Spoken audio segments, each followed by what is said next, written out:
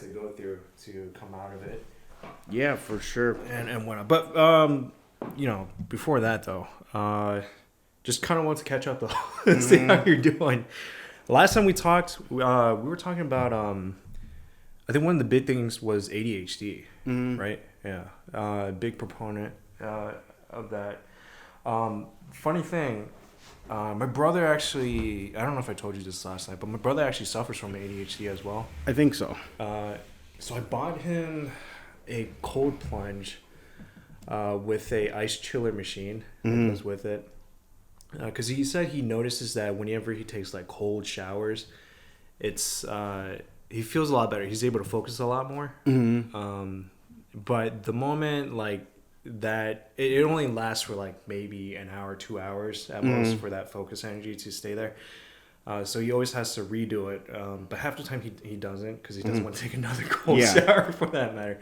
So I was like, okay, let me see if I can invest in like a cold like plunge bath, like the actual tub for you kind of thing. So I bought him that and he's been using it like religiously. Like every single day he wakes up, he uses it, or whenever he loses focus.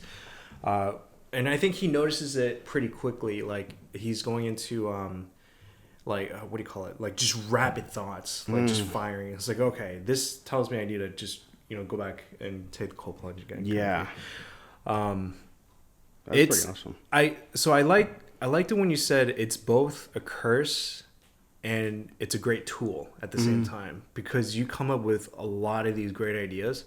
It's just hard to do one thing at a time instead of doing all these things at the same time, kind of thing. Otherwise, you stretch yourself a lot. Yes. But yeah, so real quick, so last time we talked was a couple months ago, I think, this year, and so since then, like I was suffering from like a major shoulder injury. Oh yeah. Yeah, and the back, a little bit of a back injury. So I haven't been under the bar since, which kind of sucks. But I know that you were also injured too a little bit, right, with your shoulder? Yeah, it just I can't really bench much because it just it flares up and it's always something, you know what I mean? Yeah. But yeah, it just kind of was. I don't know. I think just from years of benching a certain way, I think it just just years of abuse. It just right away gets inflamed, and I'm just like, is it worth it? I don't think so. You know what I mean? So I really don't bench anymore. Gotcha. I'm still squatting and deadlifting, but no really like benching. Yeah. Okay. Yeah. Did you ever get it looked at? I haven't gotten it like. Well, I got like PRP done on it, and then I had like a PT look at it. So like nothing's wrong with it. I think it might also just be like maybe, like for example, like maybe just this, like holding the bar this way now is just kind of, it's compromised. So maybe I could get away with doing Swiss bar or like a different grip or something, you know what I mean? Yeah. But it could also just be the way that I'm stacking. I don't know. I can't tell because actually I did resolve it. And then it was funny because like then it started being the opposite shoulder. But then I think I realized it was because I was like rocking Ellie to sleep. Oh. And I wonder if that was starting to, aggravate it. Gotcha. So I haven't revisited it since because Okay. I'm just like, I don't really care to... So just leave it alone. Yeah, I'm just like, I don't really care to bench anymore. Okay. Like it's just not that important to me. Gotcha. Yeah. Okay. Yeah. Man.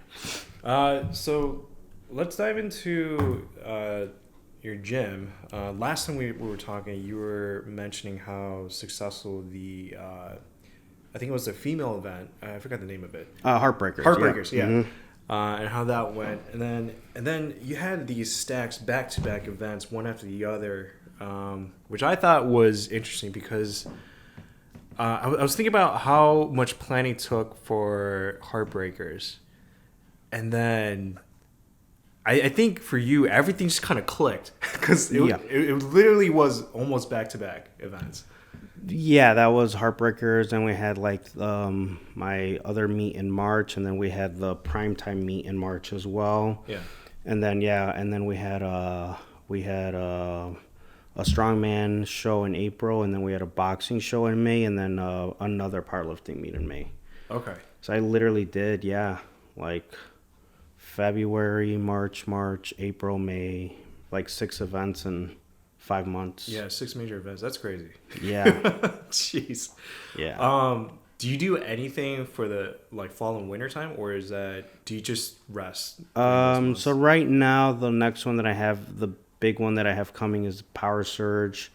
That one's at the end of September. Okay. I think October we got a boxing show, and then November we have another meet, and then December one more. Oh. Yeah, so it's a little bit. I think it's easier for me right now than the spring months, because Power Surge is very like intensive. That one always like burns me out.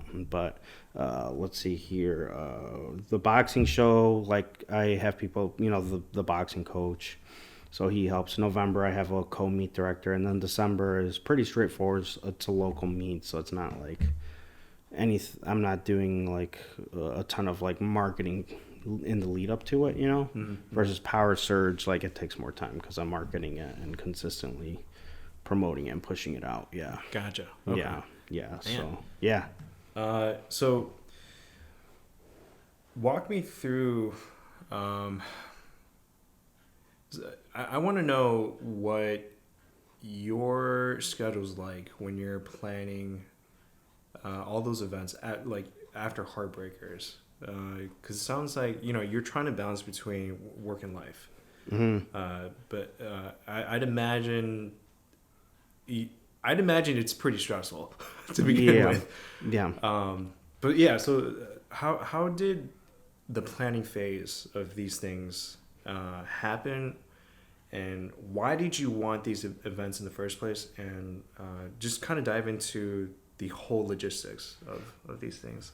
Yeah, so a big part of the reason why I wanted to do these events, why I like them, was I think the first time that I did my first powerlifting meet, like back in 2012, I was just like, wow, this is really cool. Like I found it like it was just really just like for me it was very life-changing.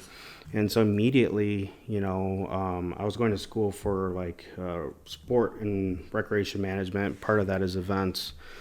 So I was like, I think I can do this. So I became president of the Illini Powerlifting Club. I started, hosting. I did a first charity meet literally like 5 months after that, the next spring. And it was so cool. Just I think what really motivated me was one, like, the individual aspect of it, where you realize you can accomplish things and like what it means to accomplish things, but also the other biggest thing is the ability for people to come together. So like that community aspect was like probably the most important thing for me.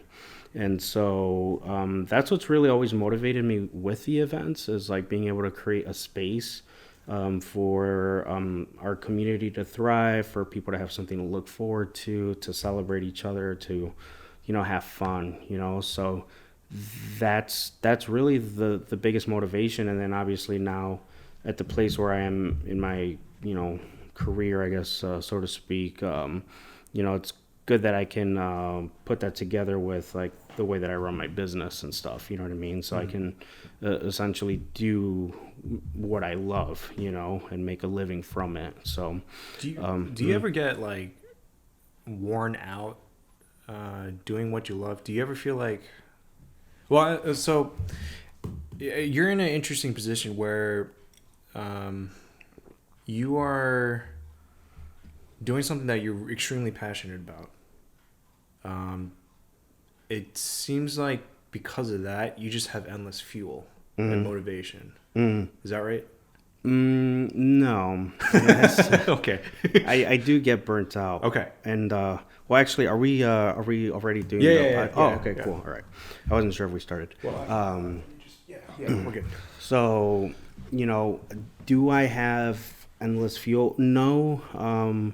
I think everybody has, the same hours in their day. I think what I learned, at least from my like ADHD therapist, was he's like, Serge, you're really good at doing things. I think I mentioned this last time, but I challenge you to reduce your tasks, like take things away that you don't need to do. And so that's been huge for me, I think, where I think it's really easy to feel like, okay, I have this much time in the day. I'm going to book this, and that, and then like really burn out. So what I've been trying to do recently to kind of try to like manage myself, because I used to do it that way and I would literally have a new task, set to go every second, every minute of like the hour, everything scheduled out. If I found myself taking a break, I would think to myself, well, this is great, a great time to finish this quick little like task that I had to do. And I was burning out really, really bad.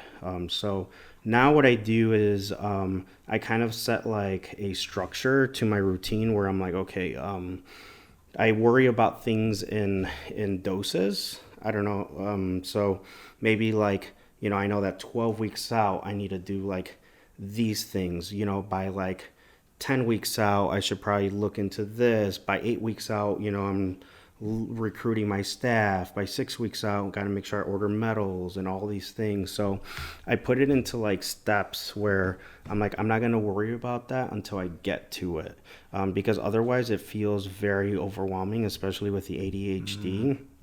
And then I also have to manage like my other ideas too on top of this, like where I'm like, trying to improve the gym, trying to do things, I'm back to coaching again. So I get so excited that I want to do all these things. I really have to just tell myself, this is your time to worry about it, to think about it, to do it. And then when you have your free time, like take it. So I noticed recently, now that I'm really like ramping up, Monday maybe I'll go hard all day, right? I wake up and it's just like and then Tuesday, if I don't really have like too many clients or anything, I'll just be like, you know what, I'm gonna take it easy. And I just like try not to go at that same pace. And then maybe Wednesday ramp it up again, and then like so on and so forth.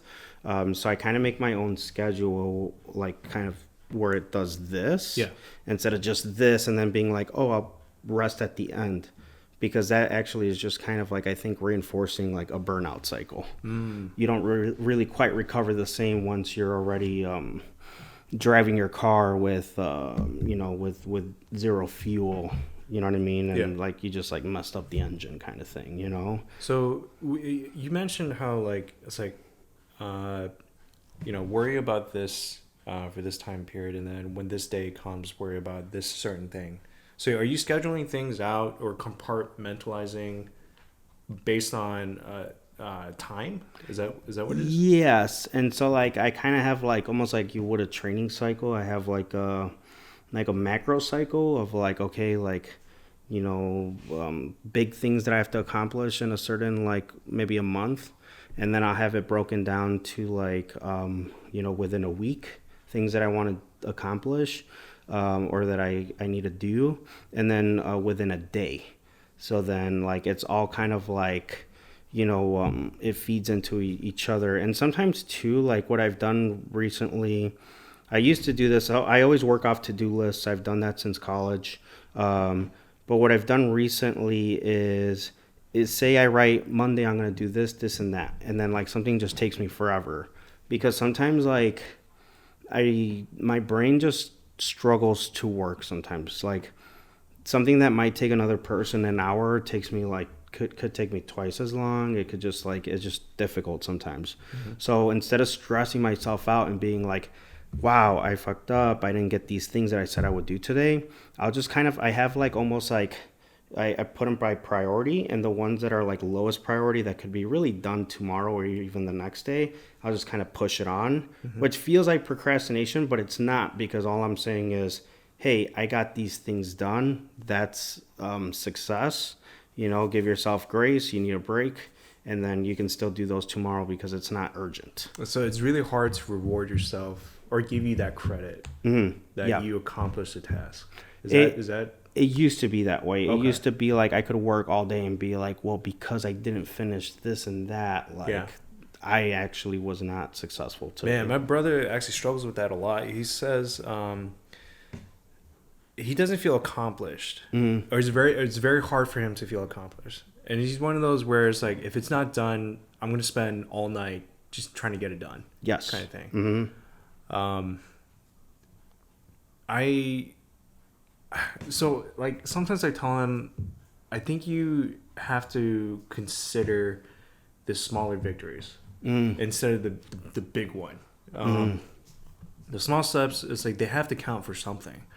Like it's like you finish the first phase, great. Take a break, work on the second phase tomorrow, kind of thing. Yeah. Otherwise, like you said, you're gonna burn yourself out if you're gonna try to go through every single step trying to accomplish, the big task. Yes. So like, these things do take a while, and you should be taking your time. Yes. But yeah, that's interesting because I used to think that I'm such a dick for saying this, but I used to think people with ADHD, my first encounter was in middle school. And this kid would just not sit still, would, burst out the answers whenever it came to him kind of thing, and would, never raise his hand, wait his turn, so on and so forth. So I was just like, this kid's kind of annoying. What the heck? Yeah. But I didn't know that he was struggling, like really struggling with ADHD. Or for that matter, it's like his attention span was just not there. And then his focus wasn't there. But it's because he's being bombarded with so much stimulus and stimuli coming after him. He's trying to focus in on what the teacher's saying. But it's hard to because he's trying to spread his focus equally, like everywhere. Yes. Right. And it's hard to like narrow down that focus onto one task. And I had no idea that's what he was going through. Until much later in life. And I saw it more prominently in my brother. And what's sad about more so my brother was that he kind of gave up on academics like early on. And he just kind of went through school because he had to do it. Not so much that he was passionate or anything about it, but he didn't know he had ADHD either. And so, walking through that whole thing just kind of on his own, where nobody really understands what he's going through. Like he thought he had a mental health issue kind of thing, like a serious cognitive impairment. When in reality, he just couldn't focus, and he just needed direction. Yep. With that, which I kind of feel for him. When he's going through that. Now he's able to cope with it a lot better. He knows when it's worse, and he knows when he can best focus, which is great. I just kind of wish that I knew about that earlier to understand at least the people that I've encountered, and especially for my brother. Yeah, I think it's definitely very important. That's why, I know a lot of people are like, oh, Serge is talking about ADHD again, or et cetera. It's become his whole identity. But it's like, it's something that I really feel that it's important to advocate for and speak about, because I can't tell you how many people I start talking about this, and they're just the kind of general feeling is oh wait, so it's not me, it's not something that's wrong with me, it's actually ADHD that is making me kind of live life this way. And so once they kind of have that realization, they kind of start being able to identify the different areas in which how that affects their lives and how to cope with it better, because how are you supposed to get better at something if you don't know what the problem is? So that's been huge for a lot of people, just openly talking about it. And I think it maybe needs to be I don't know, the name for it needs to be changed or something, because I think the connotation is LOL, I have ADHD, I forgot my keys, it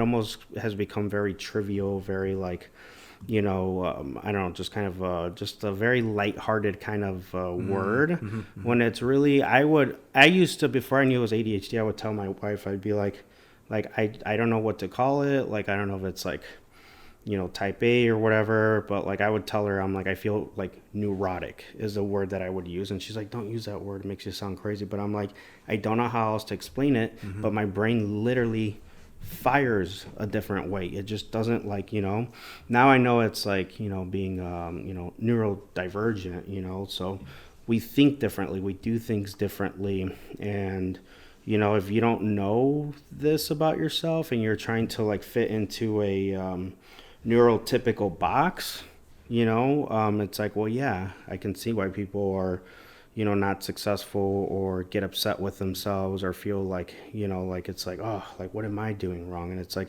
they're not doing anything wrong. They've just kind of been given, they've been giving the bad controller, right? Like, hey, like, I got the good controller. Here's the one where, like, you have to press really hard for the A to go off when you're playing Mortal Kombat or something. You know what I mean? You're like, man, what's going on? And you're like, you don't realize you have the bad controller until you're like, oh, okay, I got the bad controller. Like, how do I manage with this? How do I work around this? Like, what kind of things can I do? I figured out if I tilt it this way, I can press the A button. You know what I mean? That's actually a good analogy. Yeah. So it's great to talk about it because it's a little bit more serious than I think people kind of think it is, and it definitely changes the way that you see and you think about the world and stuff. Well, yeah, because you're once you realize what it is, you have to rewire the way how you do things. Mm-hmm. My brother, so he kind of gets the worst of both ends, or maybe it's just ADHD in general. But so sometimes he spreads himself out, try to do multiple tasks at once, and then there's the other end where he's so focused on just one thing that he doesn't consider anything else. So he becomes like what do you call it? Narrow vision or tunnel vision. Hyperfocus. Yeah, hyperfocus. That's the word for it. Yeah. And on just his one task, and he's gotten into so much trouble because of it. But I think it, like, I see it both as a just as a great thing, but at the same time, it has its cost. Mm-hmm. It's great because you're always coming up with good ideas, like I said before. Downside is like, all right, how do I get these ideas into fruition without having to burn myself out by spreading myself out too thin or to hyper focus on just one task. Mm-hmm. Okay?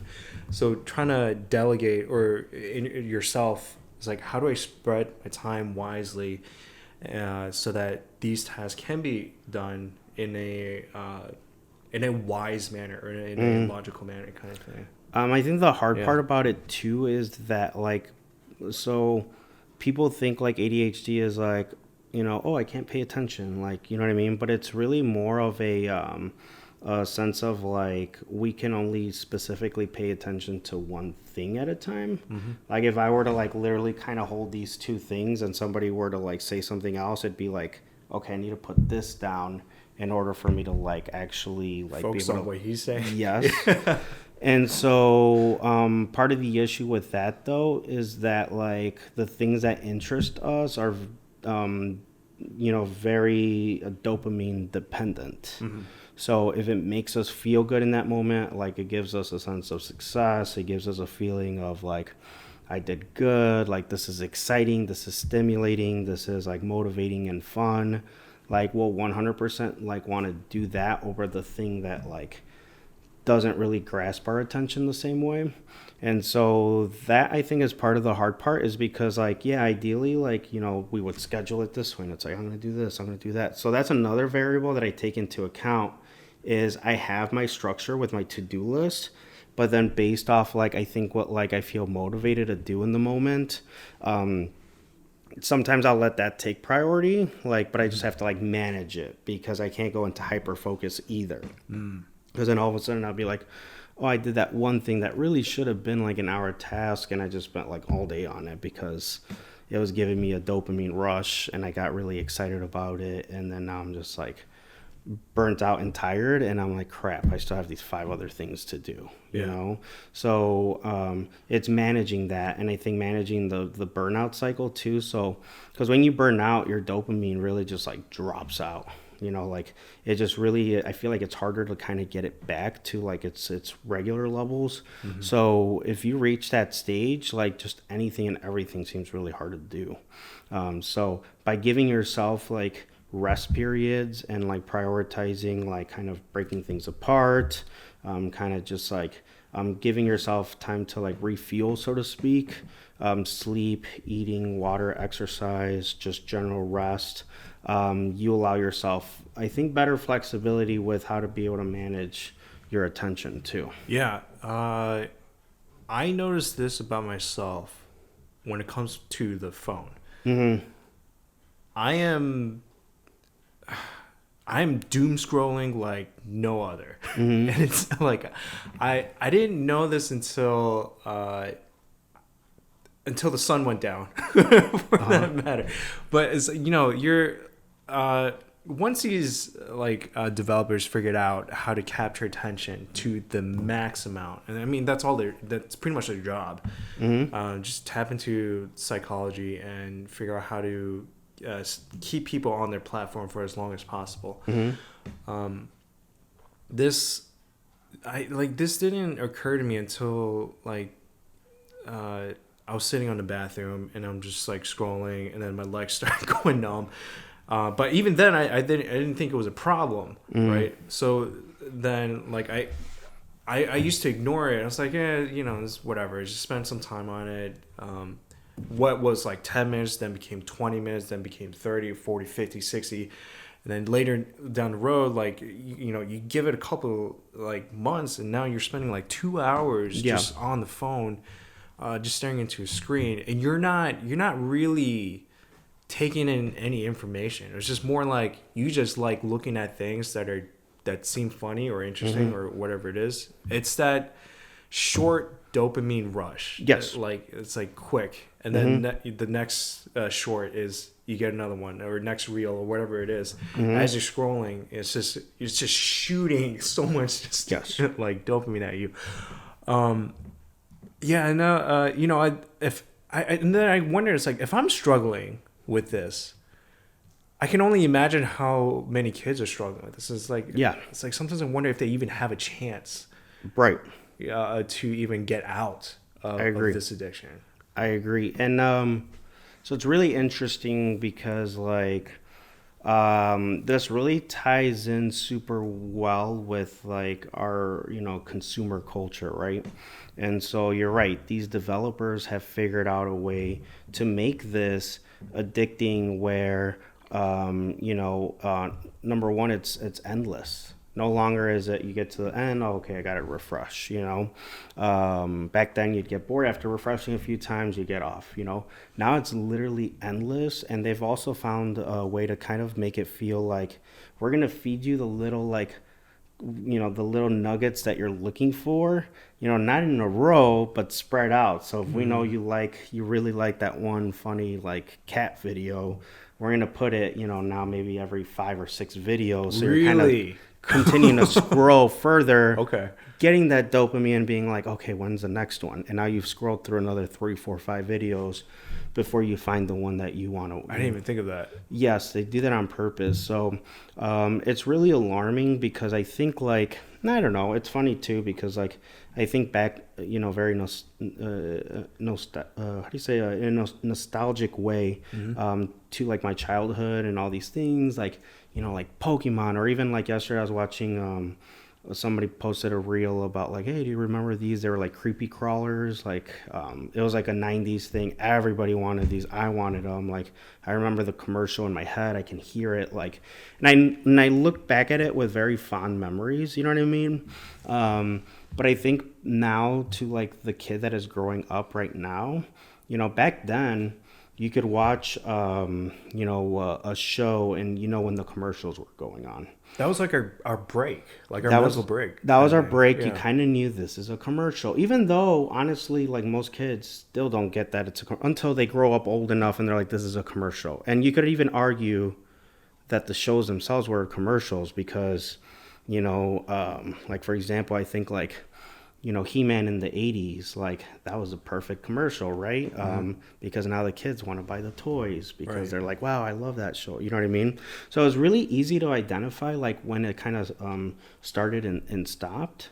And now with social media the way that it is, we can kind of recognize it because you can kind of see the if somebody's not really being authentic. You know what I mean? Yeah. But that's our grown up brains, you know what I mean, versus a child, a preteen, a teenager who's watching something, they're just scrolling, they don't realize they're literally getting sold to nonstop all single day. oh my God, you have to buy this because it's going to change your life. Like, stop scrolling and go to this. And you know what I mean? Like, it's literally become such a very like consumer culture in the way that like companies are willing to make their audiences addicted to whatever they are serving, as long as it means that they are then purchasing and spending money. You know what I mean? So we become the product. Yes, we are products. Yes. Someone explained it that if it's free, you are the product. Which at first I didn't understand what that meant until I understood that we our data, or whatever that is that they're collecting, everything that we do on their platform that gets collected and sold to advertiser or whoever it is that they're selling it to. So yeah, I agree with that. That's it's just like, and it's really alarming though, because like, so now we've conditioned like all these kids to be addicted to their phones, to their things, you know what I mean? Like to like literally like I just it is very alarming, because then you have people who are not experiencing the world the way that we used to. They're just instantly being put onto these screens, and whether it's a small screen, it's a big screen, it's a work screen, it screens all the time. And like, I don't know if you've heard about this, but right now there's this thing called like they're calling it like a loneliness epidemic. So people, especially in their late teens, early 20s, I think, that kind of like that generation right there, a lot of them are saying that they feel lonely. So they may have, support systems like family and friends, but what's going on is a lot of them are really just, they go from work or school, where they're just like nonstop, like, in front of a screen, to home, where they're once again on Netflix, on their phone. They're deciding not to go out. And it also has to do with the economy, because people are like, I'm not going to spend money and go out to the bar or the club or whatever. Like, apparently people aren't even going to clubs anymore. They're literally like, I'd rather just stay home and watch Netflix. I don't even need to go to a restaurant anymore. I can like DoorDash, Grubhub, like literally everything you can like, even your groceries, you could accomplish without any form of contact with another single person if you really wanted to. And even the way that we communicate with people, like say, for example, you could say, well, I'm pretty social. I go online, I play Call of Duty with my friends all day. If you really think about it, it's an object still, right? Like you're communicating with your friends, but like that's very, very different than me and you sitting here right now having a conversation. I can feel your energy. I can, your presence is here. You can really kind of like, we can acknowledge the like little subtle things with each other, versus like if you're on a headset and we're just like playing, which is very disconnected. Even you could argue like through the phone, it's still very different than in person. Yeah. And I think a lot of people are kind of like using these other avenues like their phones, FaceTimes, whatever, to kind of feel like, okay, well, I have people I can call and speak to, but I don't actually feel like, like our society has created such a system where we have to work all the time. We don't have time for ourselves. Like, in other countries, like you literally like in Mexico, like, okay, everybody, like, let's walk over to grandma's house so she can make food for everybody. We're going to have our like kind of brunch, and then like, okay, we're going to go to work. That's such a foreign thing though. That's such a foreign thing in this country. Yeah. And that's why people feel lonely, because we don't have those interactions on a regular basis anymore.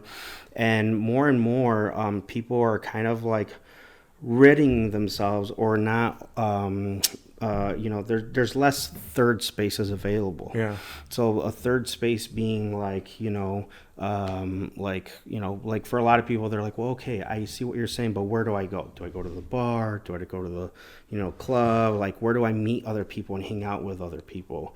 And there's less spaces for that. So for me, with the gym, for example, that's something that I've been trying to like really push lately. Okay. Is this idea that it's like, I recognize that people are addicted to their phones, to their screens. Like I mentioned, I was talking to the kid earlier about how he was addicted to the phone. And I'm like, I think it'd be really great if you came out here and you became a part of our community and our gym, because it's gonna give him a third space where he can like interact with other people, where he can meet other people, he can be encouraged by other people, be in a positive like environment where he actually has to talk to people, instead of just being on the phone all the time. Sort of like a digital fasting.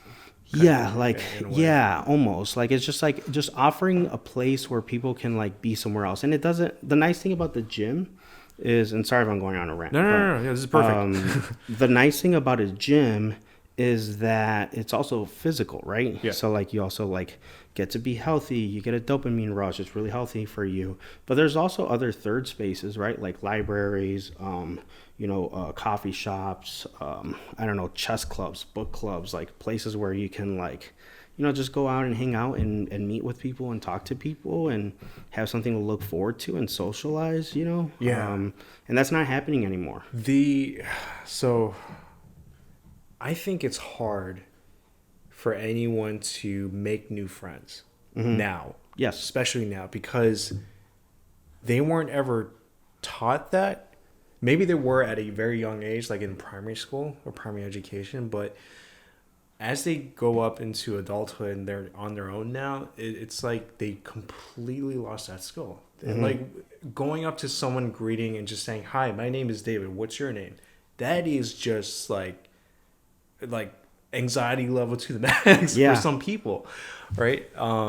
So greeting yourself, giving off that first impression, or for that matter, introducing yourself to someone completely new, is like a superpower for some of these people, or they think it's like this whole other skill set that they just don't have or they can't tap into.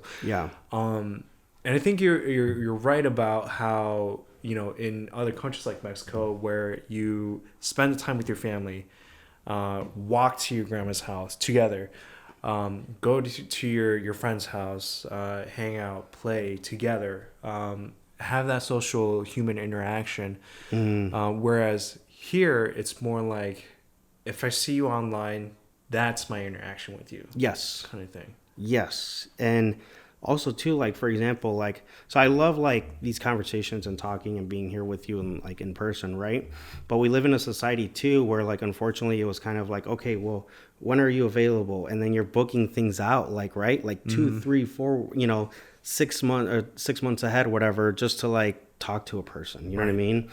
Even sometimes to like, hang out with a friend, and it's like, well, are you available this day? No, I got work. Are you available that day? No, well, I got work. And then it's just like this back and forth of trying to figure it out. So it's just kind of I think I touched on it in the last podcast, but it's just like I keep seeing different, like, as I keep getting further into like, adulthood, so to speak. First I was a little disappointed with the American dream, in the sense of like, I did everything they told me to do, and I went to college, and the opportunities they said would exist weren't really there. And then I created it for myself, and even then, now it's kind of like, okay, like, it's not like, oh, be a successful entrepreneur and your life will be easy, because it's like, we're set up in a way that, like, I think they want us to, the more, I'll tell you this much, the more successful I've been, the more bills I have. You know what I mean? So I'm just, I'm just working more, at just a bigger scale. You know what I mean? So, which is not a complaint, but it's just an acknowledgement of like, okay, like, so we're supposed to look forward to, maybe retirement age, to like, that's the idea of when you get to rest. And I'm starting to have a very strong sense that I don't think that's true. And I think like, it's recognized because people are talking about it, and they're like, what happens to the people that are going to retire? Are they going to be able to retire? You know what I mean?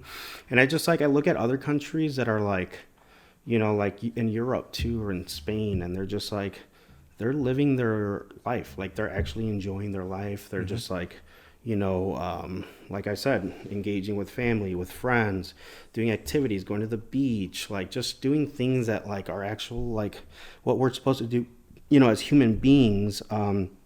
But instead, I think we're here in this weird cycle where it's like we all have to like work, work, work. It's funny too. I keep going off on no, don't worry. Yeah, but I've been watching. I really wanted to rewatch Fight Club. Have you watched Fight Club? Yeah.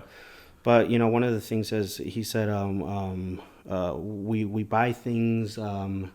We don't want to impress people that don't like us or something like that along those lines. And then he says, eventually the things that you own end up owning you. You know what I mean? Mm-hmm. And I don't know. I've always found that very interesting, and I was always like, I'm not gonna fall into that pitfall. You know what I mean?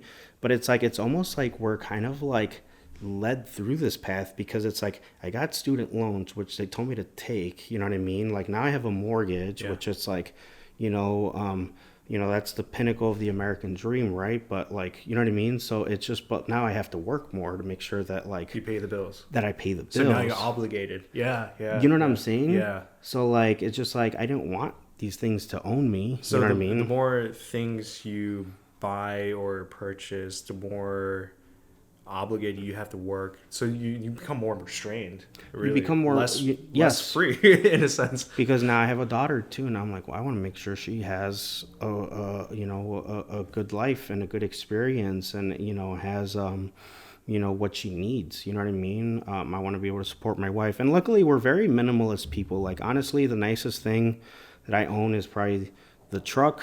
Now I have a house, and then like the gym is, like obviously like my business, you know what I mean? But like otherwise I don't like, I never buy clothes, I never buy shoes, I don't like, all my stuff is like gym stuff or things that like I bought, that are like part of our apparel store that I'm just like, I wear the same shorts, like I have like 5 pairs of them, and just like, you know what I mean? Like I really don't care, you know what I mean? So in some ways I do still try to honor that I'm like, I'm not going to let the things that I own me. Yeah. But it's really hard to. It is. Because we're being, and it all ties into like what we're talking about with these addictions, right? Is like we feel like, oh my God, like TikTok just sold me on this. Mm-hmm. My friend just got a brand new car, and like I feel like I, what, fuck it, yeah, I'm gonna get a brand new car too because I deserve it. You know what I mean? And we're consistently putting ourselves into debt. To kind of afford these things that are just like, for what, you know what I mean? Like, and it's just, they want us to do this, you know what I mean? They want us spending. Well, it's almost as though these platforms sort of dictate how we live. Mm-hmm. And I think that, with all the social media platforms, with like all the influencers out there and whatnot, we try to chase that quite often. Subconsciously even. Yes. We talked about how you're creating a community where they can come together, be together, talk to each other, build that relationship with each other. A lot of people, I guess the pandemic had to do with this as well. They're building their own gyms, right? Mm-hmm. So they're even further from being able to communicate with each other, build that relationship with each other. And I guess it's because they don't want to deal with like, some of the bad that happens at gyms, sure. But I think it takes away all of the good that comes with the gym as well. Like, I sometimes regret building my own gym because it takes me away from going to the gym and encountering people. Now, granted, like I don't necessarily like go up to people and shake their hand and say, "Hi, I'm David," kind of thing. But it's more or less like I'd rather be just around their presence. Like that much actually still matters. Yes. Being around other people still matters. You don't have to necessarily talk to them, but just being around them, I think that still counts for something. It's not the best thing, but it's still like it tells me I'm not alone. Yes. You know what I mean? It makes you feel like you're a part of society. Yeah. And it's funny too, because I'm gonna guess like when you bought all this equipment, right? There's a dopamine rush related to it, right? It Oh was my like, gosh, yes. like, oh, I'm so excited. When I get an Amazon package, I'm just like, oh my gosh, I got it. You're like, oh, my new piece of equipment is here. Yeah, and yeah. then like, because that happens to so many people, and they're like, I got my whole gym, and it's like, and then they don't do anything with it. I realize that quickly goes away. Yes. I think, but what's better than that, instead of buying it for yourself, is to buy it for others. I found that like when you work hard for something, whether it be for money, business, food, whatever it is, when you have it for yourself, that rush of dopamine or that rush of happiness, joy, whatever it is, that quickly dwindles. Mm-hmm. But the moment you start sharing that with other people around you to make them happy and joyful as well, man, your purpose just skyrockets. Mm-hmm. Your joy, your happiness, all that, your sense of purpose really goes up. Like like when my dad and my mom, the day that they decide to retire, and they're not exactly the most successful people, but financially, when I took it upon myself to say, I was like, okay, I'm going to take the heavy burden to deal with your finances. Whereas like before, I was kind of reeking in all the benefits for myself, right? Mm-hmm. For all the money that I was making was for me. But then it's like sometimes it's weird because like when I see the paycheck and let's say it's like off by like, I don't know, like a few $1,000s, I get upset by it because I was like, oh, it's like I should, like it should have been more kind of thing. But then once I start sacrificing that, giving that to my parents, to my family, to my brother, to my sister, I don't feel angry about having the need to make more money kind of thing. It's just more or less like, is my parents taken care of? Is my brother and sister taken care of? Do they need to be financially well? Are they financially stable enough? Do I need to pitch in more kind of thing, and so on and so forth? And if they do, then that gives me purpose to now work harder kind of thing. Whereas if I was just doing it for myself, it's just, you at some point you question, it's like, okay, why? Yes. Yeah, like you're like, why do I need more? Right. Why do I need more things? Because in the end, like we said, it's like it's just a quick dopamine rush for yourself, and it goes away fairly quickly. And I think like what's nice about when you help others is that it can be shared. Yeah. You know what I mean? Like you feel the fulfillment of like I provided for somebody, and that other person, I think in return, ideally, right? If it's a healthy relationship, they're respectful and grateful for that. You know what I mean? Where, it really works for both people, and like, there's something said to be said about that versus like you're right, when you buy something for yourself, it's a dopamine rush, and then it goes away, and then you realize, that didn't really solve my issues. Like there's still something going on here. You know what I mean? And I think a lot of people struggle with that because, they're just trying to buy to kind of make themselves feel better, and they're not looking at the underlying issues. Like even with me, at a certain point, I think even last year I was really trying to grow the business bigger.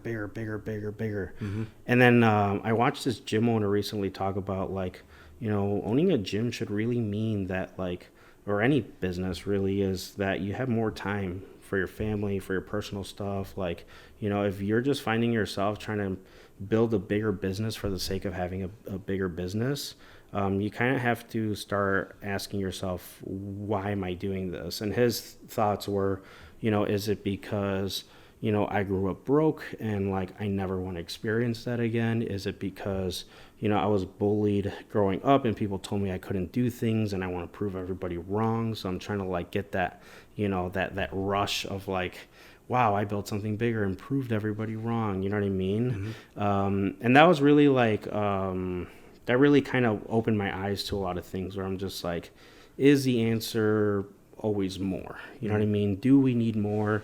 And I'm really starting to realize that the answer is no. Like, I think, like, if you can live your life, you know what I mean? Like, in a way that is a good quality of life that allows you to kind of be able to, like, you know, do the things that you want. Maybe it's supporting others. Maybe it's, you know, traveling. Maybe it's having a family. Because, like, having kids now is very expensive. You know what I mean?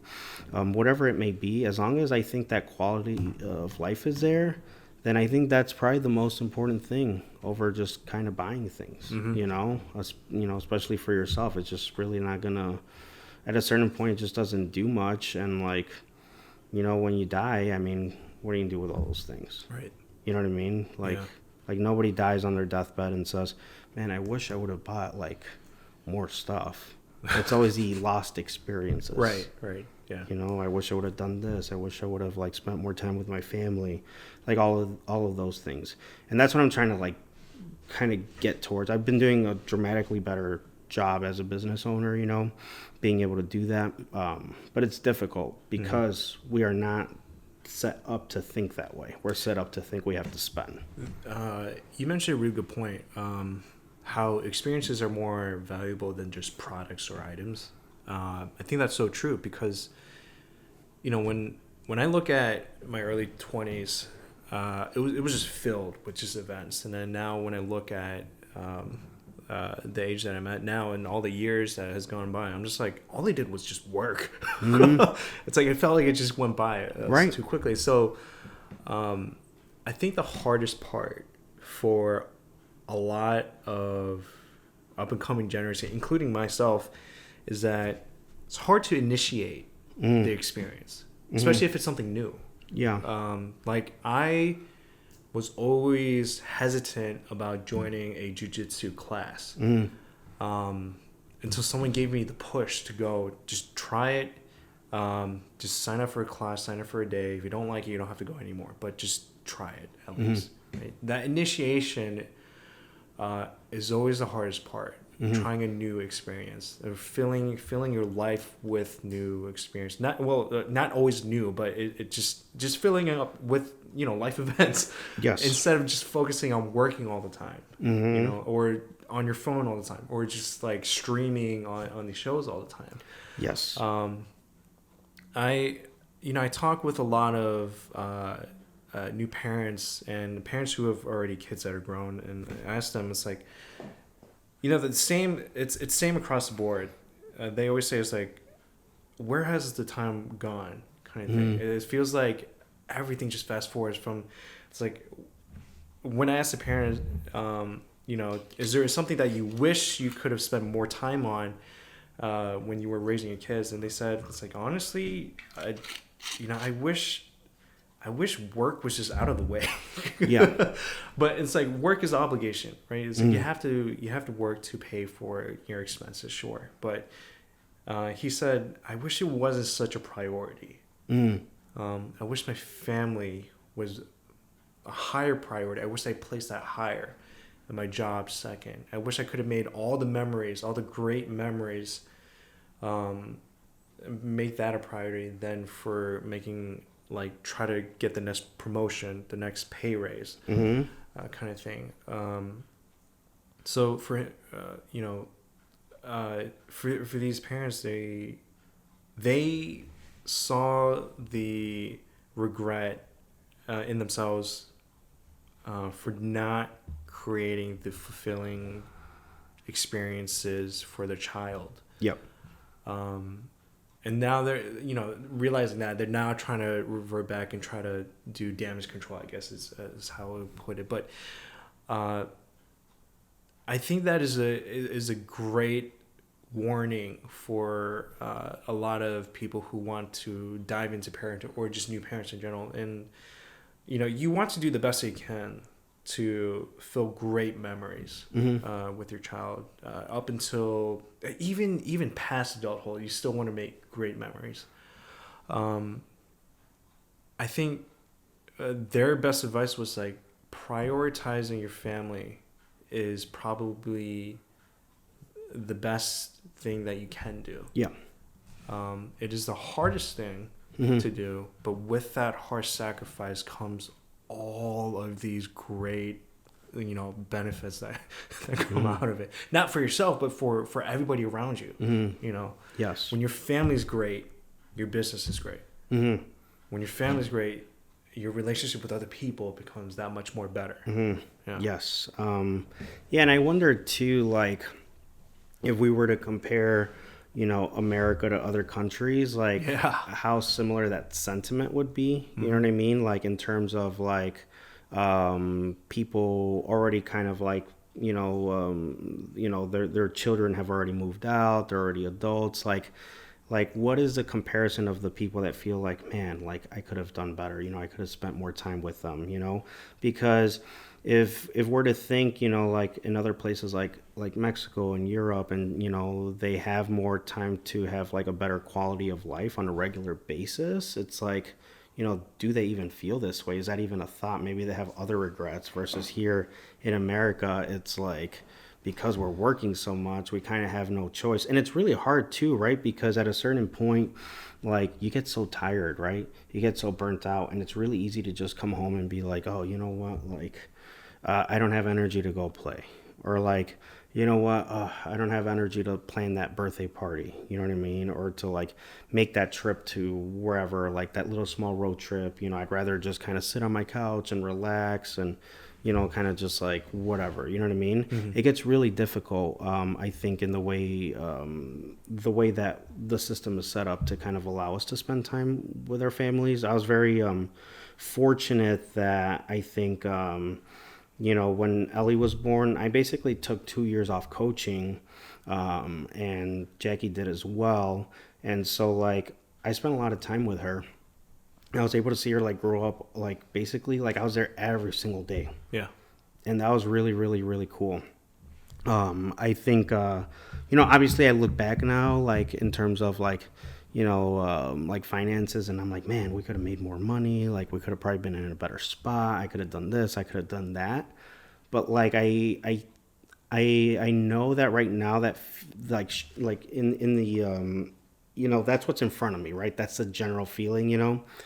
But I know in the long run, when I look back, I'm going to be like, thank God I didn't work those 2 years, and I wasn't like burnt out and not present. And I was there for like my actual like child, and like I was able to like share these experiences with her. And, now we finally are both like, this year we started getting back into like training.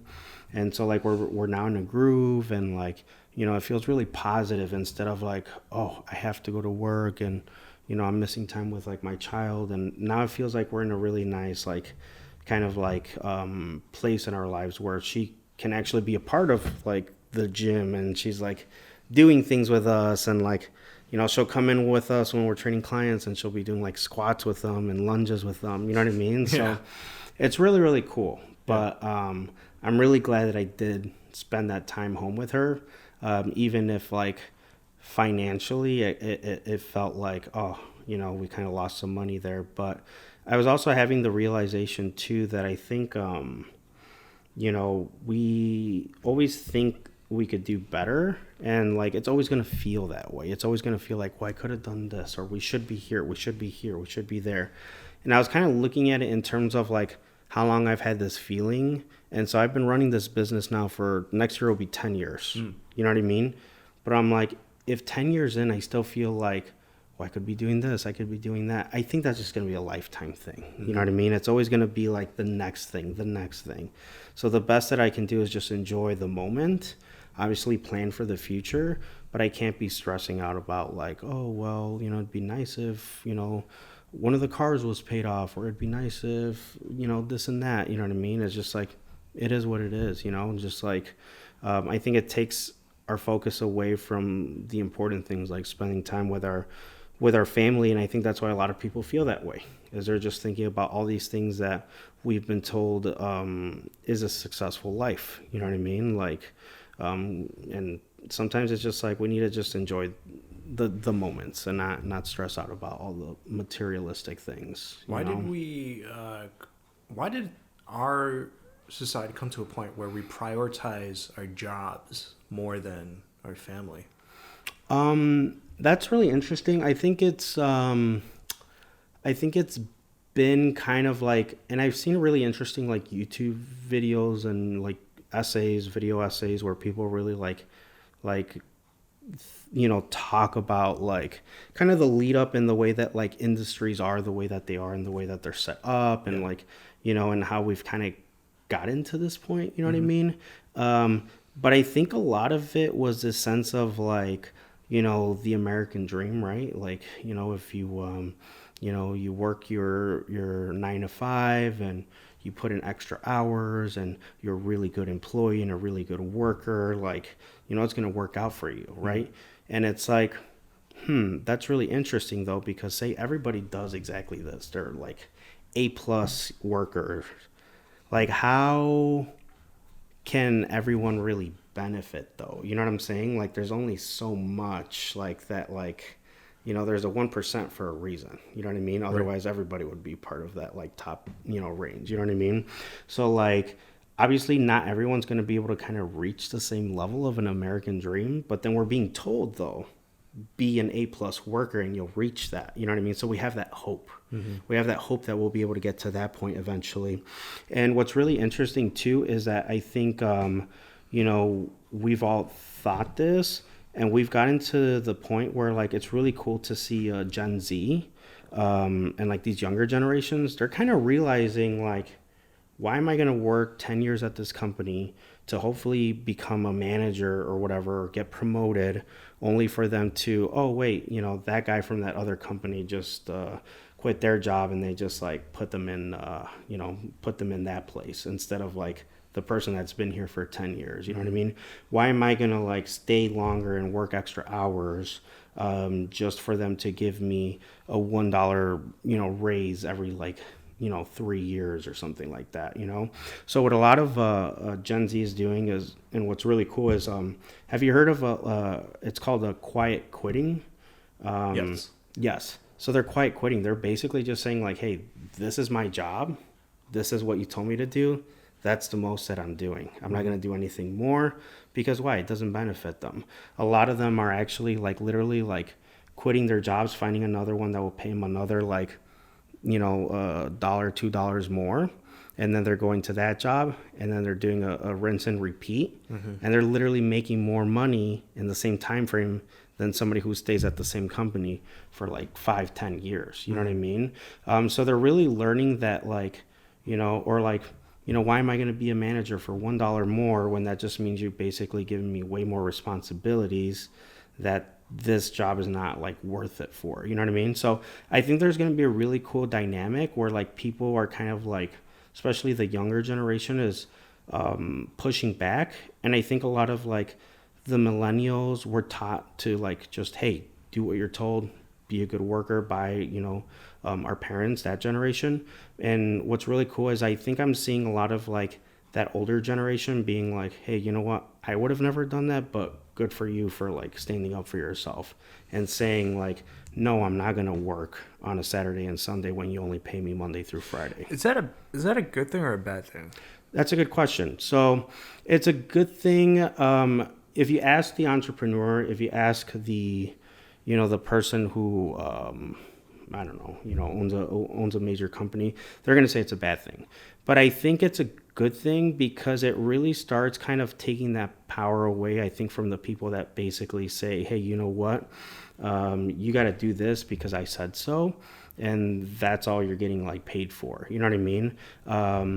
Because it kind of creates more of a dialogue where now there's like negotiation. Yeah. I think, if we're talking about quiet quitting, it can definitely be seen as a very negative thing. But what if these employers were like, hey, you know what? I recognize that there is that there's a gap here in communication and connection with our employees.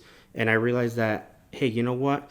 Instead of quitting this job so that you can find another job and rinse and repeat, how about I actually just pay you more and treat you better and give you better quality and like really start treating you as a not just as a number and as an employee, but an actual person. You know what I mean? Mm-hmm. And I think that it could be a really good thing because then these people are going to care more and they're going to value it more. You know what I mean? They're going to say, you know what, like, yeah, I will, it's less transactional and it becomes more like of a real genuine relationship, which is funny. I think a lot of big companies try to present that, right, when they say like we're very family friendly and like, you know, like Yeah. etc. But is it true? No. You know what I mean? Like, so I think for them it's very transactional. It's like, hey, you can't do the job, next. You know what I mean? So I think if that dialogue can be created and like people can actually kind of like fight back a little bit and say, hey, you know what, I think for me to stay here and do everything you're asking me for, I need to be paid a little bit more. That could create a really good structure for the future, because like this has been generational, right? So it's like the question was, how did we get here? It's been generational. So if we have one generation that starts fighting back and another and so on and so forth, conditions can improve. They can get better. Well, so I think what we want is to have a job that gives us enough breathing room to spend time with the family, right? We want our expenses to be paid for in addition to have enough money to do other things with our family. It becomes harder and harder as each year goes by, because cost of living keeps going up, and it's hard for the salary or the hourly pay to catch up to the expenses. Yes. The living expenses. So I can understand from like the company standpoint, where if they say it's like there's almost no money to go around. That's true. That can happen sometimes. That can happen, yes. Which is hard for the employee if cost of living is going up. Yes, and I think it's interesting too, because like you're right. Like for example, small businesses, it'd be a little bit harder to kind of pull something off like that. But when we're talking about like, and I feel like it starts at the top. If we're talking about these like really big businesses, where the CEOs and the executive boards are being paid just a mad money. You know what I mean? Yeah. Like, and if we can say, hey, you know what, like even if we allocate this towards this and that, you know what I mean? That effect I think could like potentially trickle down, where like now you have people that have more money to spend, have more money to kind of give back, and be able to kind of like say now you're making more money, right? Oh, okay, well, I'm going to go to my, my small businesses around my area and actually like support a little bit more, engage more with the community, maybe donate more, to like, my community. I think it could definitely have an effect where like it can start kind of translating where people can kind of have a little bit more to spend. And I think if like regular people can have a little bit more to spend, then there's potential to support more of like these small businesses and things, where they then in turn can be like, oh, okay, great. Now we can kind of support our employees a little bit better. It's kind of this like ripple effect where like one person gives and it just kind of keeps like kind of like you keep passing it on ideally. But I feel like it doesn't always work that way, right? Because somebody's always willing to say, hey, you know what? Well, I'm just going to take. You know what I mean? And I think that's where like a lot of these themes kind of tie in, is this idea of like, do we need more? You know what I mean? Like why are we taking more? Why are we like, maybe we've been taught to think we need all these things. You know what I mean? Like at a certain point, it's like these people who are just like absolutely filthy rich. It's like, for what though? For why? You know what I mean? Like, I think, everybody would love to be that rich, but it's just not. I don't think it's like sustainable. A new yacht isn't gonna make someone happier in the long run. Right. I don't think. Maybe like temporarily, but yeah. I like that goes away like with anything else. So, it's strange because I don't think work is a bad thing. No. I think everybody needs it. Yes. Because it creates a lot of value and it builds the type of character that you need to function as an adult in the long run. It also teaches you like what is valuable, what isn't, kind of thing, and you sort of decide like I know early on when when I got my first job, when I was trying to figure out the cost of certain items, I was like, how many hours of work is that? Yes. You know what I mean? But it just became this whole thing where we now, because the employer is sometimes saying it's like mine, mine, mine, mine, mine. Now the employee is also saying the same thing, mine, Yeah. mine, mine, mine, mine. Where they, it's like you said, quiet quitting. So It's transactional. it's yeah. From for the business, like especially for like small businesses, I can see how it's extremely hard to retain their employees. Yeah. It's even harder if they're not growing as Mm-hmm. as much as they should. What sucks is that the employees sometimes they don't have a choice but to move on to another job because they have more and more bills to pay that are becoming increasingly higher as each year goes by. The like I think everybody wants to be at a point where they just have a job that just allows them to breathe. Yes. You know what I mean? I don't think everybody. It'd be nice to have $1 million a year, sure, but I think what people really want is just I want to be able to like take a vacation or be able to go out to eat, meet other people, or spend the money to be able to meet other people, you know, so on and so forth. But I feel like we're tied down, obligated to almost like stay home, because the moment we step out of that door or like enter our car, we're spending, money. Yeah, and we're burnt out. We're tired, and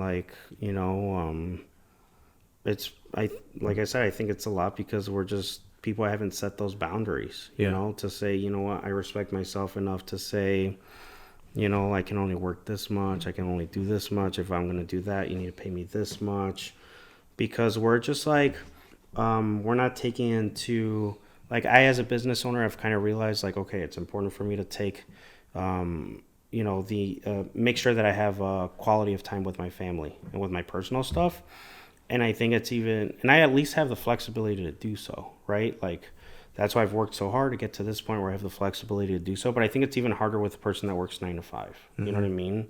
But I think that's why those boundaries then have to like start kind of being established, and they need to exist. And that sort of negotiation needs to happen with employers where they can say, hey, you know what? Like, if our employees have a better quality of life, they're going to be happier. They're going to be doing better. You know what I mean? Like, it's just like a win-win overall, but it's not something that's like solved, like overnight or like with just like one policy or just a change in policy. I think it's definitely something that like we've just gotten to this point and like we think this is the only way that it can be done, and we forget, and then like we just kind of become like busy worker bees. Because I don't know, I've even told my wife, I'm like, what if we just like moved to like Spain and like, like lived a super chill life and just, but I do love everything here, I have my family here. I love my country. Like, there's so many like positive things, about this country, and it is a land of opportunity, it's just like, I think we have to be a little bit careful with the level of consumerism that we're like encouraging. It's just going to keep like speeding up.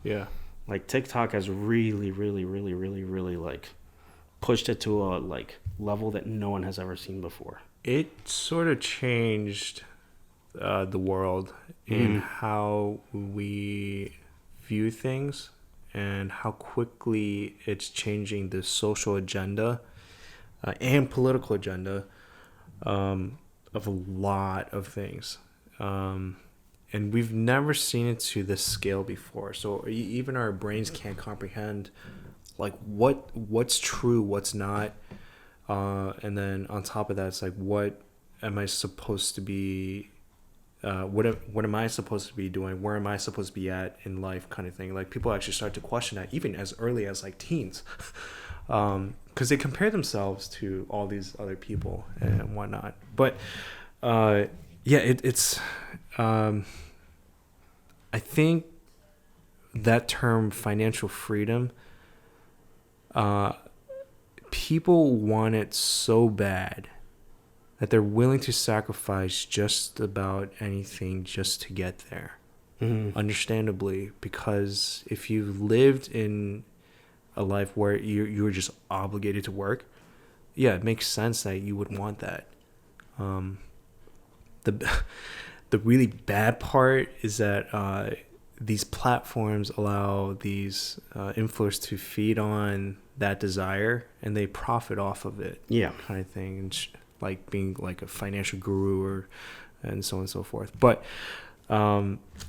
like I think that, you know, if, like you said, if an employer is able to provide for that employee who works hard, has been with the company, you know, through and through, and gets rewarded for it, I think you produce a better employee overall. Mm-hmm. If you give and allow that person to give them that buffer room, financially. Mm-hmm. And that, I think that's sort of like a curating thing for them, for the business owner as well, where you're also sharing, you know, what do you call it? You're giving and sharing just monetizations, I guess, to these people, and you're not taking it in for yourself. Mm-hmm. It's more so you're giving it away, and that gives you purpose. Yes. And that gives you joy. That gives you a lot of happiness, and seeing them be joyful and happy also is a great feeling as well. Like, I don't know where we lost that, especially with the big companies and corporations and whatnot, but it's just, I think it sucks when someone gets fired for simply asking for a raise. Mm-hmm. You know, obviously there's a lot that goes into that, but when someone is just trying to make ends meet, and then because the employer doesn't want to give them a raise, the employee has no choice but to leave. Yeah. I think there's a lot of disconnect, right, with like if you're not there and you're not like actually like seeing people work and do, you know, day-to-day operations and like communicating with people, it does, you know, and it's, you know, it's hard because when you own a really big company, I'm sure it's hard to like humanize every single person that comes in, you know, through your thousands of warehouses or whatever. But I think that's probably a lot of where the disconnection can really happen. Yeah. You know, and it starts really becoming easy to like just say, well, I'm going to make this decision, you know, just pass it on, you know, tell the supervisors, who then tell the employees, and I have nothing to do with it. And, you know, there's no face to it. You know what I mean? Right. Yeah. It becomes a little bit easier. And it's interesting, too, because like even like at the gym, when I stopped coaching the last 2 years, I noticed that I was around less. And because I was around less, I felt like, you know, obviously people knew I was a gym owner, like they respect me, etc. But I also just kind of felt a little disconnected from my community. You know what I mean? Mm-hmm. So now that I'm back to coaching, I'm like super happy, super passionate about it, because I'm like, wow, I can really make an impact. I'm like talking to people regularly, like, you know, because some of it I was like, oh, if I can do this remote, I'll just do it remote. You know what I mean? Yeah. Like save myself a trip, get to spend more time with my family. But now that I'm back, it's really making a big difference. And like, you know, I've seen really just like a lot of positives about being like, you know, there, like, you know, in the trenches, so to speak, you know. And I think that's where a disconnect can happen sometimes, if you're just like, you know, if you're not really quite there on day to day, you know. So now I'm basically there like, you know, 6 days a week, you know, depending, could be for a few hours, maybe all day, but, you know, it's really nice to feel connected again. Yeah. Mm-hmm. That's great. Yes. I remember one of the, I thought this was a genius thing that you did, was called Social Media Day. Mm-hmm. That was incredibly smart. Yeah. In terms of marketing. Yes. Where did you come up with that idea? So wait, which social media day? The one? You had more than one? No. Just can you remind me? So it was like, I think you had like a bunch of influencers come in to the gym and just, yes. you were just saying, hey, just record, the media day, Yeah. So, it was just, once again, it's kind of the idea of promoting like community, and like I wanted to like encourage people because I'm like, okay, well, I know you're all like training for this competition, so I'm like, why don't you all just come in at the same time, like meet each other, work out with each other, you know what I mean? Yeah. Like, we'll just like film it and post it online, but like I think more importantly, it was really for them, you know? Yeah. So they can like really like interact with each other. And like I feel like when I was in powerlifting, when I was kind of like growing up in it still, it was very like team based. It was so exciting to go on a Saturday. There was like 12 of us. We would always like work out. That was our thing. I did that for years and I looked forward to it like you know, I did it for a really long time. And now it's not quite the same. Like people really like, even in the third space, you know, I find people, a lot of them still want to just kind of come in on their own and work out, you know. Maybe they'll train with a friend or two, but like even training partners seem like less and less. Like people are not having training partners like they used to, you know. So I wanted to encourage that and like tell people like, hey, come in, kind of get some of that going again, and then just filming it and posting it and sharing it. Okay. Yeah. Yeah. Were all those people from in-state or out of state? It sounds. I think a lot of them were from in-state. It depends on the event too. Okay, like gotcha. so for this Power Surge one, I'm kind of trying to do the same thing, and I'm trying to encourage them. And some of them will be from out of state who will probably travel from like the general Midwest to come out and probably do like a meetup, you know, so to speak, and come and train at the gym and lift out of the gym. So Okay. that's pretty exciting. I think that'll be really, really cool. Yeah. Yes. You know, you mentioned how we kind of lost the teenage angst about like just going to the gym together. I think, at least what I feel is that a lot of these gyms tend to be, especially like specific like powerlifting gym, strongman gyms, you know, all these things. So when I go, there are times when I go to your gym, it feels like everybody's just like super focused on what they want to do. It's almost as it's a little hard to interact, or I shouldn't say that. I'm sure everybody's great, everybody's friendly, Yes, but I think that to break that barrier, like sometimes I feel like if I act silly, they're going to think I'm weird kind of thing, or they won't accept me in their crew or whatever. I think the group or the gym, you know, the community that I feel like you're creating or attempting to create is like, we want to be serious lifters, but at the same time, we also want to be silly. Yep. Be funny around each other. Be okay with each other's personalities. Yes. You know, yes. that kind of thing. Which I think that's a great thing to chase after. Because, you know, what I think like once you're being silly with other people, I think that just sort of breaks down all the barriers and whatnot. And you know, it's funny too because I think it's also like a human nature kind of thing, right? Yeah. Because like we'll have like, and it's interesting too because like depending who's there, you'll get a little bit more of that vibe. You know what I mean? Oh yeah. Like, you know, like one of our members and coaches, like Mitch, he's really silly, so he's always like doing funny stuff and kind of like encouraging other people to do funny stuff and like, you know what I mean? So it always kind of depends on who's there, and then like also like, you know, the level of comfort that somebody has with that person and be like, oh, okay, you know what I mean? It also, I think it has to do with their looks as well, because sometimes they just look just so angry. Yeah, like but I'm sure they're all just great people.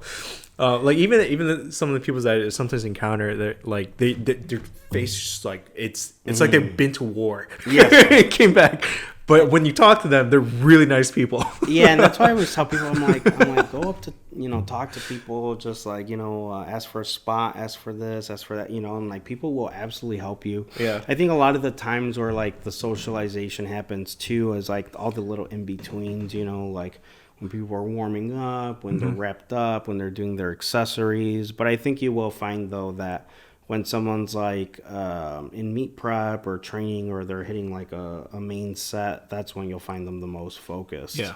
And I'm kind of the same way too, where if I'm doing something pretty like serious and like I need to lift heavy, I kind of like, it's funny because like me and Jackie talk about it, and I'm like, I feel bad because I look mean, but I'm like, I literally like can't be like, oh, you have to focus. I can't switch modes that easy. You know what I mean? But once I'm done, I'm like, oh, I'm good. You know what I mean? Then I can switch back to like gym owner, like friendly mode where, I'm like super casual and chill. I like how you you bring like what's it called, like group events, like the barbecues or like the taco trucks that come in.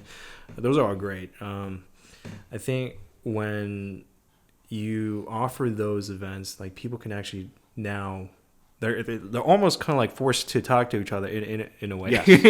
Yes. But I think it's great because it brings together people, lets them see this whole other side of this person instead of just seeing them as just this person just lifts kind of thing.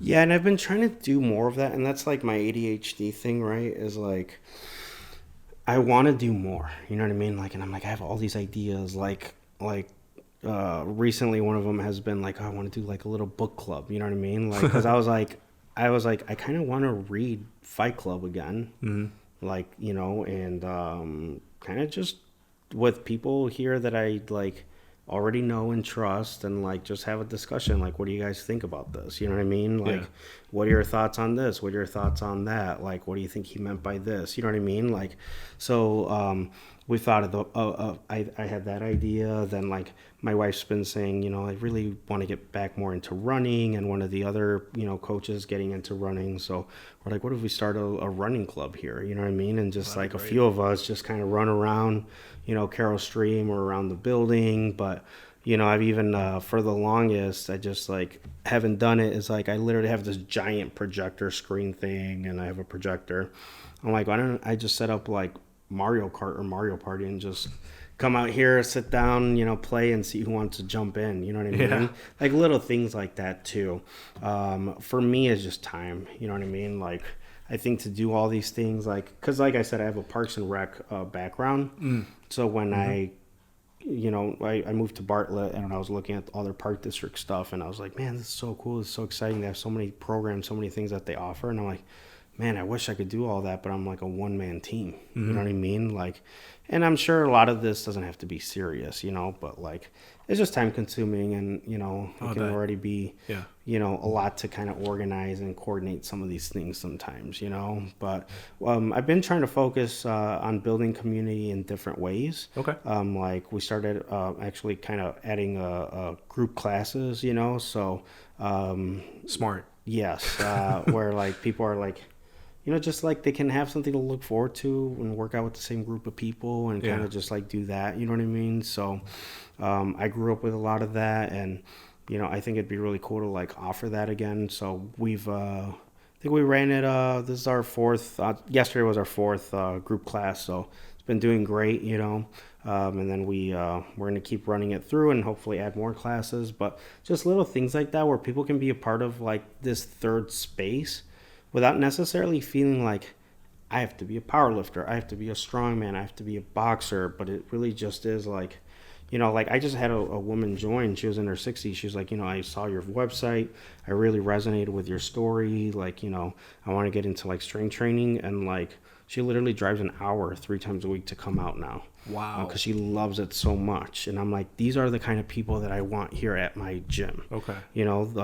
Not just like the people that are like, yeah, I'm strong, I have a world record. Like, that's cool. But I want like people that are just genuinely interested in being better versions of themselves and just like improving and building that community and kind of like giving different, I love having different personalities at the gym and just different like people who interact differently with each other. Huh. Mm-hmm.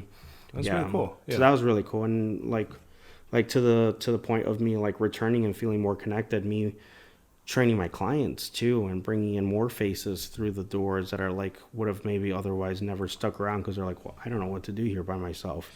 But with me, they can actually be kind of they can really feel like they're a part of the community in a structured way where I'm telling them what to do. You know what I mean? So that's been really cool too. I think a lot of people start to go to the gym. The biggest struggle is they have this thought that I am too unfit to go to the gym, right? Or to even present myself to the gym. Some people actually think like that, like the whole body dysmorphia thing. And I think it's so sad because you're going there to get fit. Right, to look a certain way, to get healthy, and oftentimes they're afraid that they get criticized of how they look or how they do or how they perform, whatever it is, which prevents them from going to the gym. Yes, yeah, and I think that's something that I really like about our gym is that like I always tell people I'm like I've really tried to create a space where, I came from gyms that like you walk in through the doors, everybody's looking at you like you're like, who's this new guy? Like let's kind of like, scope them out, see if they're really like, if they know what they're doing or not, and if not, then we're gonna mock them or make fun of them, behind their back. You get that vibe, you know what I mean? And I hated that. I really, really disliked that. So I'm like, when I open up my own space, I'm like, I'm going to make it a positive experience where it feels really welcoming. And that's the number one thing that I love, that people who come into the gym are always like, hey, you know what? I was really nervous about coming in through the doors, but like, wow, like it feels really welcoming in here. Like literally like, like no one's like looking at me and making me feel awkward or like I don't know what I'm doing. And especially even with the boxing too, like I'm like, really makes me happy when people say that too, that it's a really like nice welcoming environment, because boxing is one of those places where you're a new boxer, you walk into a gym, everyone's like, all right, who's the new guy? And it's almost like you kind of have to get hazed in order to like stick around, you know, eaten alive. Yeah. So, and I don't like that, Yeah. So I love when people are just like, hey, I came in and like everybody was just really, really cool, and like it made me want to continue and encourage my journey. Now that we're like, getting older, like for example, we made some friends in gymnastics, and even with them, they were at first like, I don't know, like they're kind of hesitant about coming over. They came over, and now they absolutely love the gym too. Yeah. Like they're coming in on their own, working on their own, making progress. Like it's just really like cool to see people kind of like flip that switch and be like, turn from being like nervous and scared to like raving about it and being like, oh my God, like I got to tell my mom about this. I got to tell my cousin about this, because like I think they could really benefit from this space, Yeah. I mean, it sounds like you're building a gym that it's not about just strength. Yes. But more so about, building that community that you want. It sounds like community is just really important to you. It's the number one thing. Okay. It's like when I introduced the boxing, people were like, are you sure about this? Like, that's kind of weird. Like, I don't know if that's going to work. And I was just like, you know what? It's just another community to add that really like aligns with our values. And I think it would, add a lot of value to the gym. And sure enough, it did. So, it's always come down to that for me. It's like, how can I get people to like come together and share in experiences together and like, have something like positive to look forward to, So it's all about community for me. Like all of the things that I do are just a conduit for bringing people together, which is ultimately really the base of what you do when you're in events and recreation and sports, is you're bringing people together. You put on a you do the Super Bowl, right? All these people come in from all over, all around, and they can all bond through one thing, the Olympics. They can all bond together through something that maybe they don't even need to know each other, but they feel like connected. You know what I mean? Yeah. And it's just like it's just like that with a lot of these things. You know, it's just bringing people together in different ways. And so like that's the most exciting thing for me. I really, really, really genuinely enjoy that.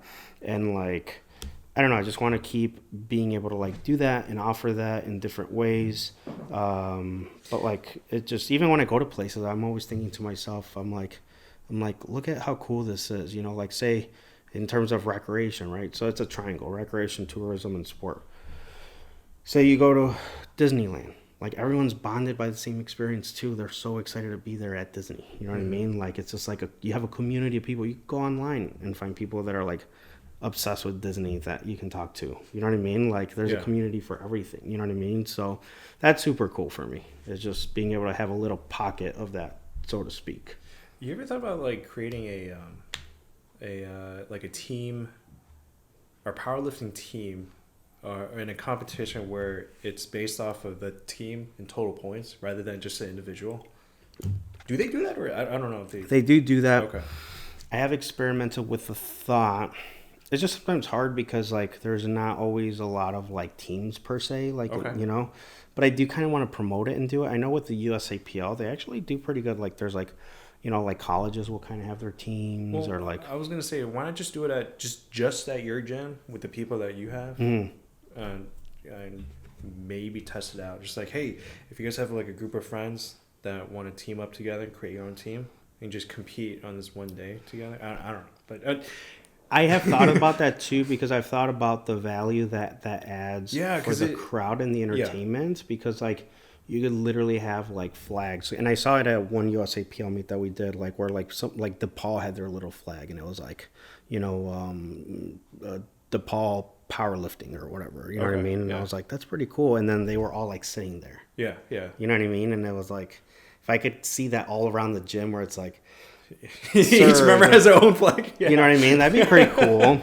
Yeah. And that's something I have considered. I've considered really like, even for Power Surge. And it's just like, it's always just so overwhelming. And it's always like too like budgeting and stuff. So I try to do like one thing at a time. Okay. But like this year I want to do, you know, adding to the show, I want to kind of like do spotlights, you know, and we've talked about like noisemakers and just like little things to kind of get things going. I bought a bell actually recently, like it's a PR bell. I saw that. Yeah. So I think at the event I could like ring it too. You know what I mean? When like a session is starting or whatever. That's actually going to bring a lot of people together. I think so. I think it can make people feel like, wow, that was really cool. When other people see you accomplish something great, doesn't matter what the weight is, but it's more like you reached a point where you were able to accomplish something or a task or break your own personal record kind of thing. And you have everybody else on that ride with you kind of thing. And you're just like, you get that encouragement from everyone. Yeah, actually, it just gave me an idea, because like originally the PR bell was really meant for just like the gym, right? Like I didn't even think about using it at the events. I thought about using it at the events just to like ring it like when, you know, the session's starting, whatever. But I could always ring it when someone breaks like a state record or a national record. Or I could even like when people are giving me their attempts, because I have to do that, I could be like, hey, is this a PR? Yeah, it's a PR attempt. They're successful at it. Boom, we ring the bell. You know what I mean? Like that way, like you hear this bell ringing all day. You're like, man, it's almost like you start looking forward to that little bell ringing. Yeah. You know what I mean? So it gets everybody to clap and be, you know, entertained and be feel like they're together. I get the idea from for my daughter's gymnastics class, because like literally like the bell rings and you don't even know what you're clapping for. You're just like, oh, okay, like looking around, like, you know what I mean? Yeah. But it does a good job at bringing everybody together. Yeah. It kind of invites the crowd to be a part of the celebration. Yeah. It kind of is a cue. Everybody clap. Yeah. I like that. Man, that's great. So, okay. So, as far as the gym goes, what's something new that you've been working on that you're sort of planning for? Yeah. So I guess we have, for example, so now that I've been back to like the personal training, right? I've been trying to figure out like, okay, like what makes me successful, right? Like, cause like now that I'm back to personal training, I'm like, I've literally like I have so many clients, you know what I mean? And Okay. like I have more people that are calling in regularly and et cetera. Wow, they And like, really want you. yes, right. Yeah. You know, and I like, mean, that's a good thing. Yeah. right. The issue is though, there's only one of me. Right. You know what I mean? Yeah. And like it used to be like, okay, well I can give them to Jackie, or you know I have one more head coach, I can give them to them. My question has been, because before I didn't have that, like I just had Jackie, and so like the issue was I was basically kind of bottlenecked, and then like anybody else that was calling, I was just like, oh well, you know I don't really, you know, guess I know another coach from this other place. I didn't have availability for them. So luckily now we have Mike, and then we have other sub coaches too that could like take on some of that excess load, which is like kind of been the goal of me, like kind of like, you know, say I get somebody that's like, hey, I really want to work with you, you know, I know that I can trust one of my other trainers as well to work with them. So it's been kind of like me trying to figure out, okay, like how can I set other people up for success? Like what systems can I put in place? How can I be a better boss? You know, how can I do better to kind of encourage these other trainers to also kind of like, you know, like whatever I'm doing, I want them doing. You know what I mean? Because I want them to have full schedules, to feel successful, to be like, wow, I'm like really doing well in this space, you know? And a lot of them, like it is kind of sales oriented. So if they come in and they don't have like any like clients, and they're not trying to get clients, like they're not like asking for referrals or promoting themselves, etc., like it's really like you can find yourself with like very few hours, you know what I mean? Right. And then it's kind of tough for me because then I feel like I'm like, did I fail them? Did I do something wrong? Like, you know, do I need to like, you know, whatever the issue is, you know, because like, yes, I get leads that call, but like usually like either, yeah, like in the past I would take them, give them to Jackie or whatever. So, and they're not always like, I think also partly we weren't promoting our personal training as much. Like, mind you, with all our conversations always about powerlifting, strongman, etc., I had one of my guys, like literally like my shirt guy, my vendor. I told him, I was like, oh yeah, we're doing personal training. He's like, oh really? He's like, I've been literally making shirts for you for like 8 years or whatever. I forgot. He said, you know, how long we've been together. I think it's like 2017. And he's like, you know, I don't know, you did personal training. I'm like, how? Like, that's literally like was our bread and butter. So I'm like, that says something about me though. That says something about what I've presented out, you know, into the world, where people don't even know that I offer this service. You know, so online it's like all about powerlifting, which is great. But it's not. It's always been the cherry on top. It's not like for example, like yourself, right? You joined the gym. You're a part of the gym. Like you're not like you've never competed in powerlifting. You know what I mean? So it's like, you know, you're just like, and there's a lot of people just like yourself. You know what I mean? Not everybody needs to compete. So it's just kind of getting that out there for people to kind of understand and realize, like, you know, if I just want a space where I can be strong, feel better about myself, like Surge is the community that I want to be a part of rather. So I've really changed a lot of the way that I present the website, the way that like I'm kind of speaking online too.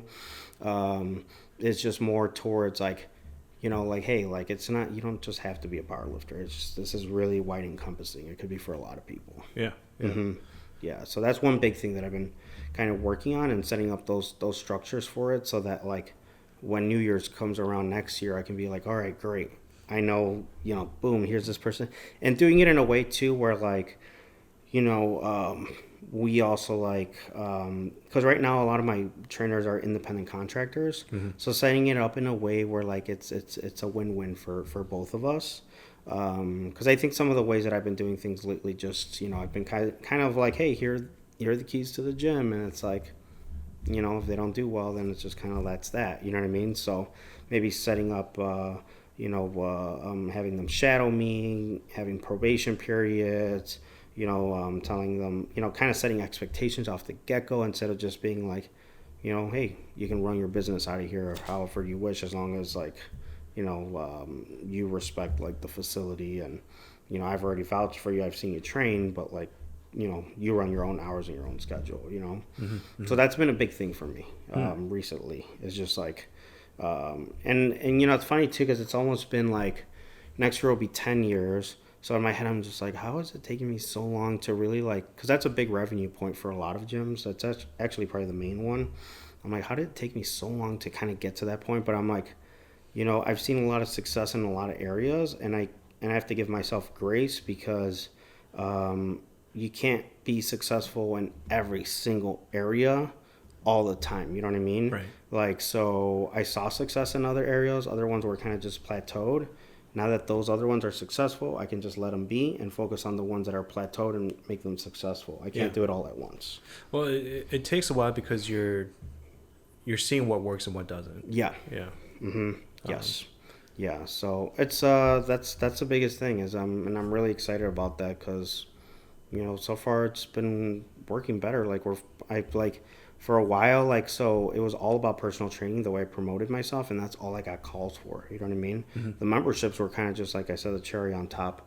And like in the last 2 years, I think especially, I really focused more on the memberships. And so now to get more phone calls and texts about personal training, I'm like, okay, we're doing something right. Like, people know we offer this, which is perfect because then they're going to tell their friends and family. And those are the best people we work with, are the referrals that, like, a lot of our clients become really like lifelong friends and relationships. I have clients from once I came back from 2015 that are like, I'm ready to train with you again. Wow. Yeah. Okay. Yeah, dude. Yeah. Man. So the clientele is the next big thing for you. We're like trying to promote the was it the private sessions for the more clients? of the personal training, the small groups, the group classes, building community in different parts of the gym that aren't just like strictly powerlifting or strongman or boxing. Yeah. Okay. Yeah. Yeah. I think that'll open up a whole new gateway, which is awesome. Yeah. And I think it'll go back. It's just back to our roots. That's what we did. That's how we got here. Yeah. I didn't open a powerlifting gym. I opened a personal training studio that offered powerlifting. And I think sometimes people forget that, but that's my fault for promoting it that way. You know what I mean? And it makes sense. Those are all the cool things that people want to see online, right? You know what I mean? But I want to take more time to kind of celebrate like the everyday people that are there. I think I need to showcase more of the people that are there day to day that really make up the community, not just like all the big highlights of somebody lifting really heavy. Yeah. Any events coming up? We have Power Surge coming up in October or end of September. So that's the big pro-am that we run every year. It's our 8th year running. We have athletes from over 20 states flying in for that one. So it's going to be our most competitive to date. I think someone's looking to break like an all-time world record there. It's just really going to be a huge, like massive, very competitive event. Like, there's we have John Heck competing. He's kind of essentially like a living legend because he's just so incredibly, gifted at the sport, and he's like really just broken like so many like records and just like previous things that like people thought weren't possible. So he's going to be competing too. So I think a lot of people are really excited to be able to like kind of like have the opportunity to like come out and actually see that in person for themselves. Cool. Yeah. How can people support you or reach you? So they can find us on Instagram at Search New Levels. They can find the website, Search New Levels. That's where we post all our events, tickets, apparel. You can find more information about our memberships, our group classes, the boxing, like literally everything and anything is right there on the website for sure. Awesome. Anything else you want to add? No, I think that was a good one. Yeah, that's awesome, man. That was a lot. Yeah. Sergio, thank you for coming on to the podcast, man. All right. Thank you, dude. Real treat. Thank you.